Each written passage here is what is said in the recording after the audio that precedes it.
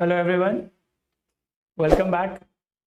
पिछली क्लास में हमने पढ़ा था इंडिकेटर्स के बारे में। आज का जो हमारा कंसेप्ट है वो पीएच कंसेप्ट है। सो पीएच कंसेप्ट होता क्या है? तो बेटा यहाँ पे पीएच में पी स्टैंड करता है for power and H stand for hydrogen ions. ये बेसिकली क्या करता है? स्टैंड करता है हाइड्रोजन आयंस के लिए, एच।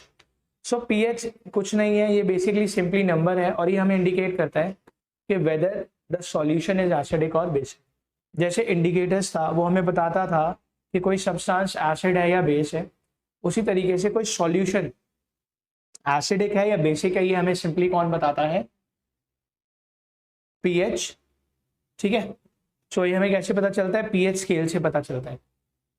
सो अब देखिए यहाँ पर कि pH is simply a number which indicate the acidic और बेसिक नेचर ऑफ सॉल्यूशन। तो ये एक स्केल है, इसको हम बोलते हैं पीएच स्केल। अब इसकी वैल्यू है 0 to 7 एंड 7 to 14। अगर ये 0 to 6.9 तक है तो इट मीन्स ये एसिड है। अगर इसकी वैल्यू सॉल्यूशन की 7 आती है इट मीन्स ये न्यूट्रल सॉल्यूशन है। अगर ये 7.1 से 14 लाई करता है इट मीन्स ये क्या है? ये बेस। ठीक है, अब एक होता है यूनिवर्सल इंडिकेटर। तो ये यूनिवर्सल इंडिकेटर क्या होता है बेटा? यूनिवर्सल इंडिकेटर बेसिकली कुछ नहीं है, ये मिक्सचर होता है किसका? सेवरल इंडिकेटर्स का। So universal indicator is a mixture of several indicators. जो क्या करता है?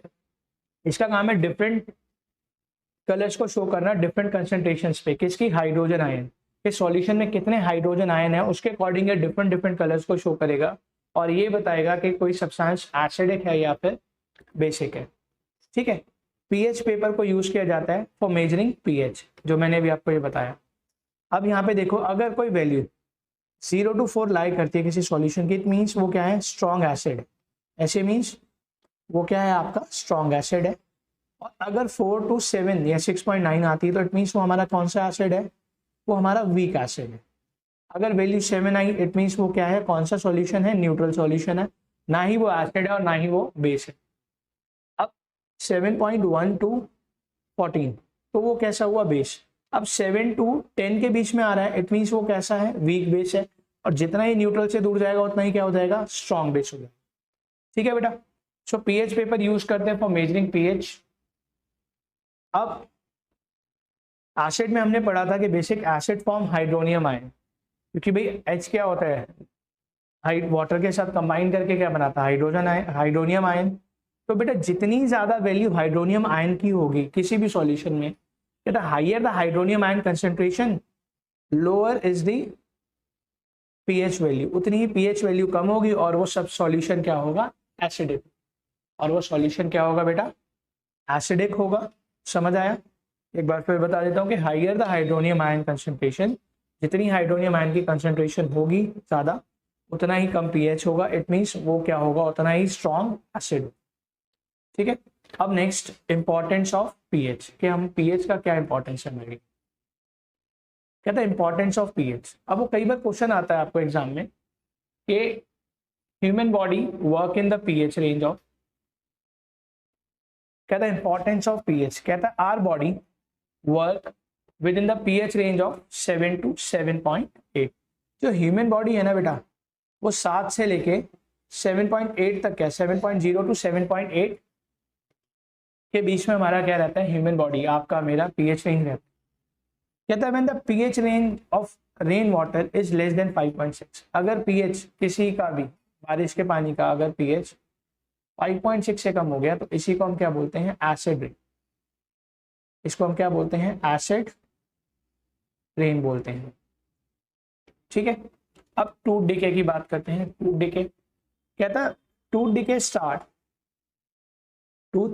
Start when the pH of mouth is less than 5.5। अगर हमारे मुंह का जो पीएच है अगर वो 5.5 से कम हो गया तो हमारे जो दांत है वो सड़ना शुरू हो जाते हैं। आपने देखा होगा ब्लैकिश सी लेयर आती है, दांत खराब हो जाते हैं। अब हमारा जो दांत है, जो हमारी इनामल है, वो किससे बनी है? Calcium phosphate. और कैल्शियम फॉस्फेट जो होता है वो हार्डेस्ट सब्सटेंस होता है पूरी बॉडी में। ये भी क्या होता है? क्रोडेड हो जाता है when the pH of mouth is below 5.5। अगर हमारे माउथ का पीएच 5.5 हो गया और हमारा जो टूथ इनामल है वो कैल्शियम फॉस्फेट से भरा है तो वो भी क्या हो जाएगा? सड़ना स्टार्ट हो जाएगा, करोड होना स्टार्ट हो जाएगा। क्यों होगा?